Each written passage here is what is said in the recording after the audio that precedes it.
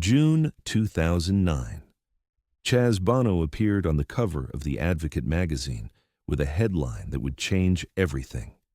Chaz Bono, becoming a man.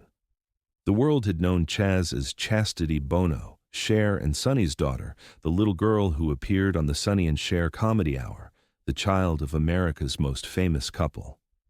Now, at 40 years old, Chaz was publicly coming out as transgender and beginning his transition.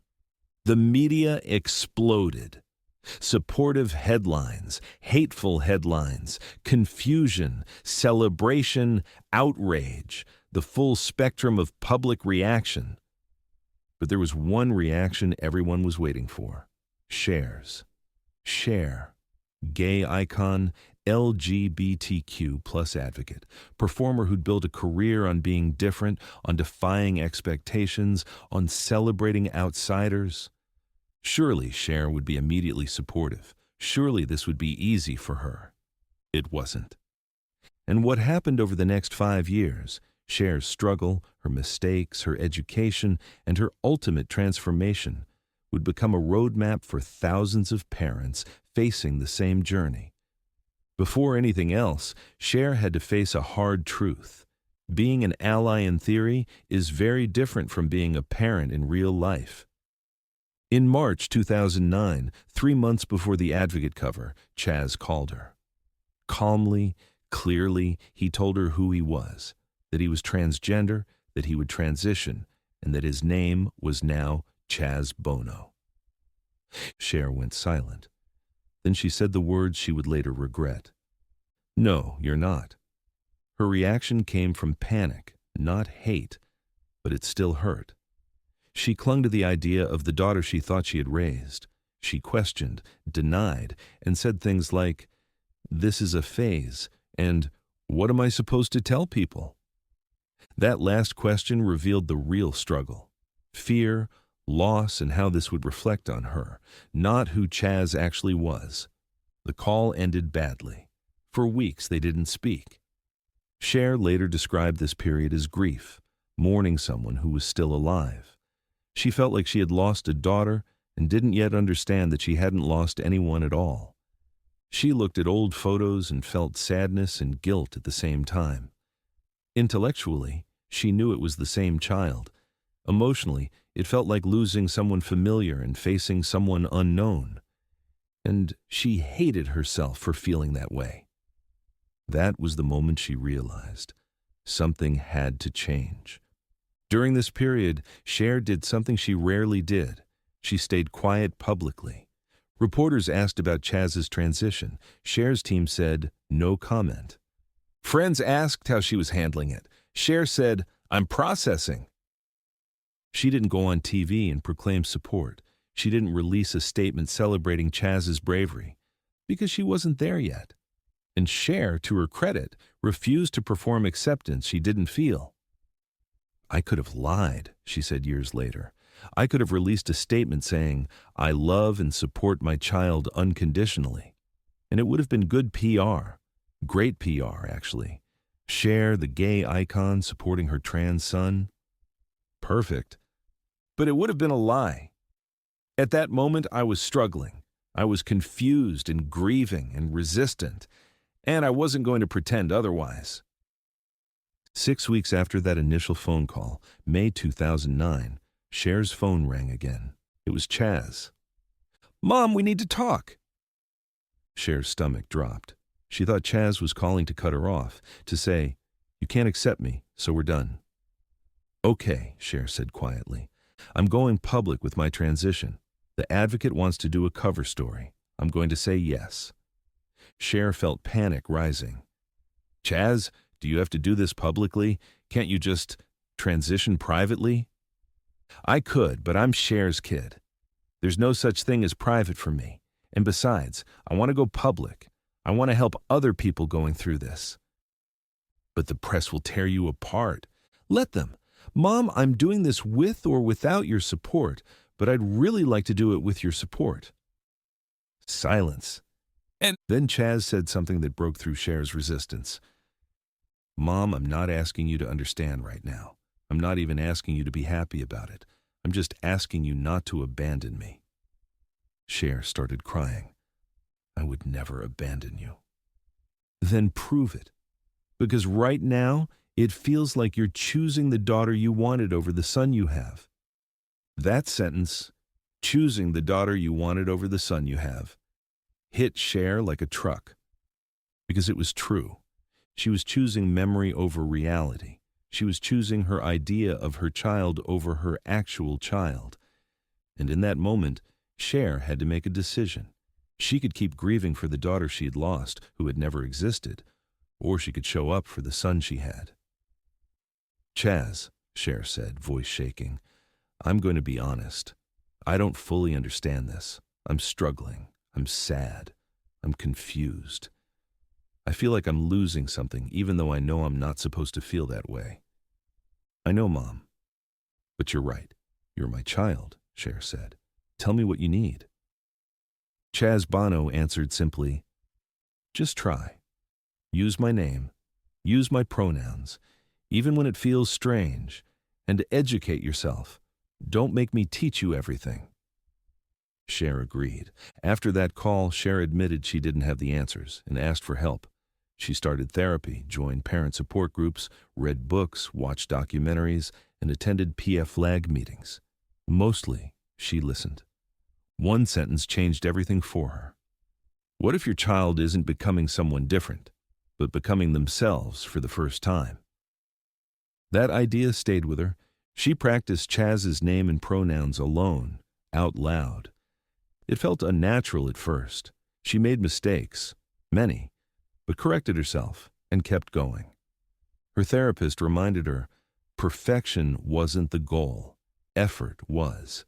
In November 2009, Chaz spoke publicly about his transition. When asked to comment, Cher spoke openly for the first time, too, about her fear, her mistakes, and her choice to grow. She didn't pretend she got it right immediately. She showed what trying actually looks like. "I love Chaz. He's my son. This has been a journey for our whole family, and we're navigating it together." Short, simple, true. But behind the scenes, Cher was getting hate mail from both sides, conservative groups. "How can you support this? You're condoning mental illness." Some LGBTQ+ advocates. "You should have been supportive from day one. What took you so long?" Cher read all of it, and she understood both. She understood why trans people and their allies were frustrated with her slow acceptance. Because for Chaz, this wasn't slow. This was his life, and every day of non-acceptance was a day of pain. But she also understood that she, as a parent, had needed time to process, to grieve, to learn. "I think we need to make space for parents to have their feelings," Cher said in a later interview, "not to act on them in harmful ways, not to punish their kids for those feelings, but to have them, to work through them, to grow. I needed time. I'm not proud that I needed it, but I did. And I think a lot of parents do." Chaz releases a documentary, Becoming Chaz, chronicling his transition. Cher appears in the documentary, and she's brutally honest. On camera, she talks about her initial reaction, her resistance, her grief. "I thought I was losing my daughter.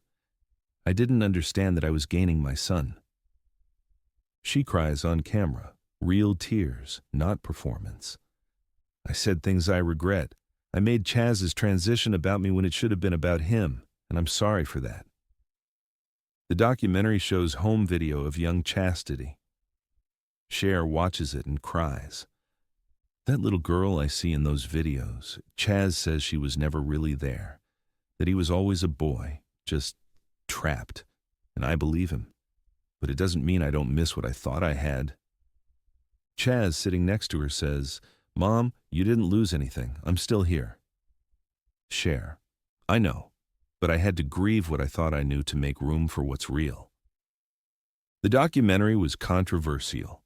Some people praised Cher's honesty.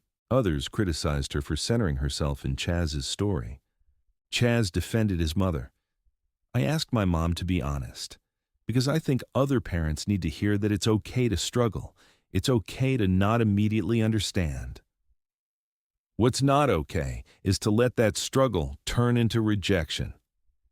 2013 to present. Cher doesn't just accept Chaz, she becomes an advocate. She starts speaking at PFLAG events. She mentors parents of trans kids, sometimes anonymously, sometimes publicly. She uses her platform to push back against anti-trans legislation. When North Carolina passed the bathroom bill in 2016, Cher was one of the first celebrities to speak out. When parents write to her asking, "How did you accept your trans child?" she responds personally, through her team, but with her actual input. She's appeared on panels about parenting trans kids. She's donated money to trans youth organizations. She's used her Twitter, now X account, to defend trans rights aggressively. But the most important thing Cher does is this. She tells parents it's okay to struggle, as long as they don't make their child carry that struggle. At a 2018 PFLAG event, Cher said, "When Chaz first came out, I was a mess. I cried. I grieved. I said stupid things, but I did all of that in therapy, with friends, in private. I didn't make Chaz responsible for fixing my feelings. Your kid's job is to be themselves. Your job as a parent is to figure out how to love them as they are. And if you need help figuring that out, get help. Therapist, support group, books, whatever. But don't put that on your kid. They're already dealing with enough." Cher posts a tweet thread. 11 years ago, when Chaz came out as trans, I didn't handle it well. I was confused. I said hurtful things. I made it about me. I want to publicly apologize to Chaz and to all trans people I let down with my initial reaction. You deserved better. Chaz deserved better. I've spent the last 11 years educating myself and trying to be a better ally and a better parent. I'm still learning. But I want other parents to know it's okay to not understand immediately. It's not okay to let that lack of understanding turn into rejection. Love your kids, even when it's hard. Especially when it's hard. They're still the same person. You're just finally seeing them clearly. The tweet goes viral. 50 million plus views. Thousands of comments from trans people and parents of trans kids. Many trans people say this openly. Thank you for being honest about your struggle. My parents won't even admit they're struggling. Parents say the same thing from the other side. I needed to hear this. I'm ashamed that I'm not immediately okay, but I realize I need to work through it privately, not take it out on my child. Privately, Cher apologizes to Chaz Bono again, this time more clearly. "I'm sorry I made you wait for my acceptance. You shouldn't have had to." Chaz responds simply, "You're human. What mattered is that you did the work." Today, Cher receives hundreds of messages from parents of trans kids asking what to do. She shares resources, but also one core message. It's okay to be scared. What's not okay is letting fear turn into rejection. Love your kid. Learn. Do the work. In a later interview, Chaz reflected on his mother's first reaction. He admitted it hurt, but emphasized what mattered most. She didn't stay there. She learned. She apologized. She changed. Most parents aren't perfect at the beginning, but seeing a parent struggle and then grow gives others permission to do the same. Cher's first reaction wasn't great. Her final response is what made the difference. Cher's path from resistance to advocacy has become a guide for many parents of trans kids. First, having emotions is normal, but children should not be responsible for managing them. Cher felt confused and struggled privately with friends and professionals. She didn't expect Chaz Bono to carry her emotional burden. Second, education is the parent's responsibility. Cher sought out books, support groups, and therapy. She understood that her child shouldn't have to explain or justify their existence. Third, mistakes are inevitable. Cher used the wrong name and pronouns many times. What mattered was that she corrected herself and kept trying. Effort mattered more than perfection. Fourth, time doesn't excuse harm, but it can allow growth. Cher needed time to process, and that was painful. But she used that time to change, not to avoid responsibility. Fifth, honesty helps others. Cher didn't pretend she was supportive from day one. By being open about her struggle, she gave other parents permission to admit theirs. Finally, love is a choice. Even when acceptance felt uncomfortable, Cher chose to act with love. She prioritized her child over her own comfort. Today, Cher and Chaz have a strong relationship. They appear together publicly and support each other openly. The damage from the early period has largely healed. Cher continues to advocate for trans rights. Chaz continues to share his story and support others. Together, they show something important. A parent's first reaction doesn't have to be their final one. This story reminds us that being a good parent doesn't mean being perfect. It means being willing to grow. Cher made mistakes, said hurtful things, and needed time. But she didn't stay stuck. She chose her child over her ego, and that choice turned her into one of the trans community's strongest allies. If this story moved you, remember, no parent is perfect. What matters is whether you're willing to grow. Share this with a parent who's struggling, because struggle is normal. Stagnation is the problem.